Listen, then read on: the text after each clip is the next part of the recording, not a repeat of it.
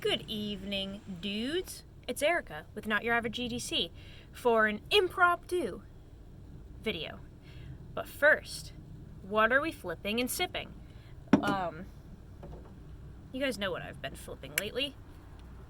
Smallest of Ben's a 31, S45VN.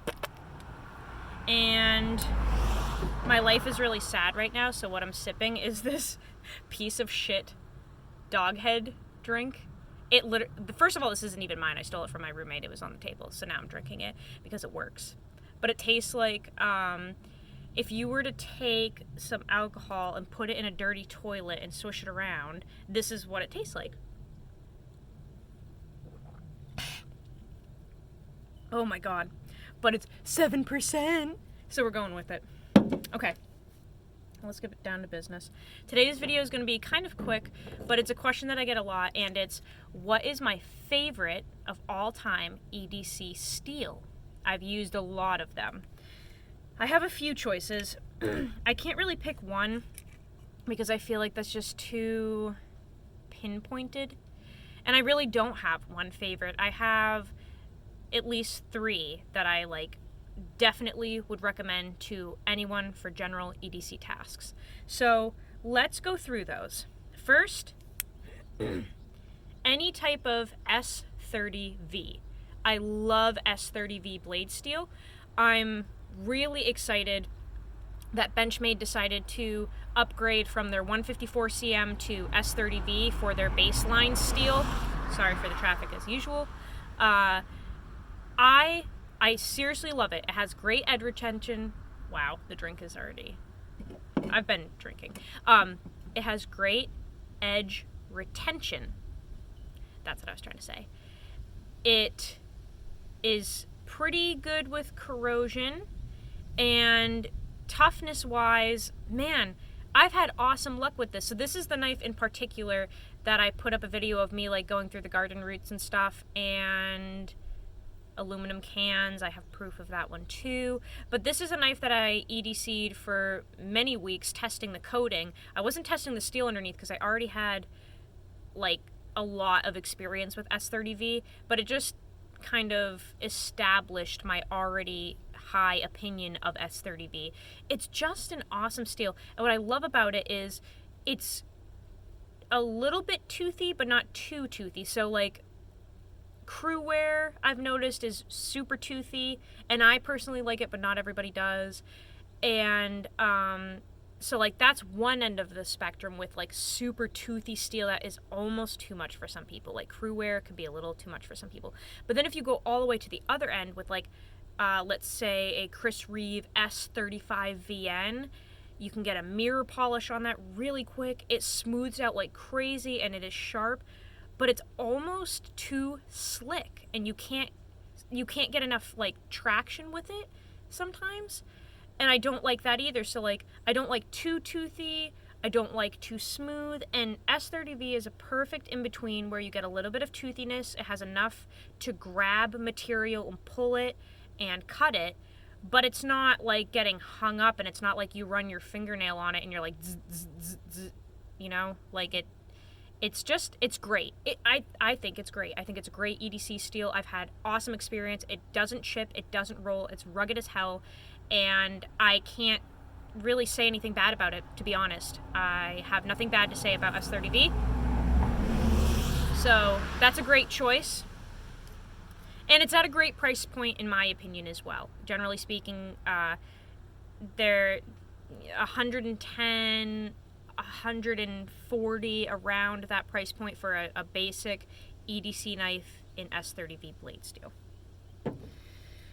Let's talk about 154. So this is an Emerson Mini A100. This is actually my newest one. I have two. This is my newer one, so it doesn't have the acid stonewash that I put on my other one. But I tested the crap out of my modded Mini A100. That's the one I did the full renovation with at work. And I love 154. I love 154 from Emerson in particular because I've compared it head to head with Benchmade's 154. They're very different. Benchmade's was super soft. I figure that's why they moved up to S30V. But Emerson's 154 it must be the heat treat or something, because it is rugged as hell. And the great thing is it's flexible and forgiving. So at least with my experience with Emerson's, and they use 154 for all of their blades, unless you're getting like some type of exclusive in S35 VN or something, it's so forgiving. So I've never had an Emerson roll or chip on me.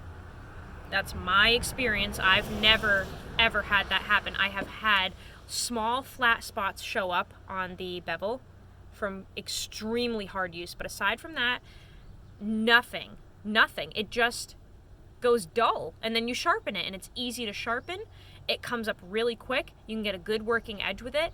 Again, not too toothy, but not too smooth. You can put a mirror polish on it if you'd like. It's up to you. It takes one great. What I personally really like Emerson's V-grind. Everyone's going home from work. This is a terrible place to film. I like Emerson's V-grind as opposed to their straight chisel. So this one is ground on this side, but not with a bevel. This one is ground on this side, but with a bevel. So I really like that, but this steel is awesome. If you use your knives really hard and you don't want it to chip or roll or break, I can't recommend Emerson's enough. This steel is just a workhorse. And if you really hard use your knives to the point where you dull it often, at least it comes back quick. Even if you have to sharpen it more, at least it will come back quick for you. So that's another one I highly recommend. And I have not had any poor experiences with Emerson 154. I've tested numerous blades from them. I've never had an issue, ever. And that's not to say other people haven't either. That's just my experience, and I use the crap out of myself, and I haven't had a poor experience with an Emerson blade. Lastly, S45 from Chris Reeves. So, this one I can't fully be confident in yet because I've only been testing it for about a week, maybe a little more. So I'm not going to tell people that this is a great EDC steel yet. However, with the use that I've put it through, and I have documented the root cutting, the garden work, work at my job. Today I recorded and uploaded a video of me using my knife to take spackle off of a ceiling.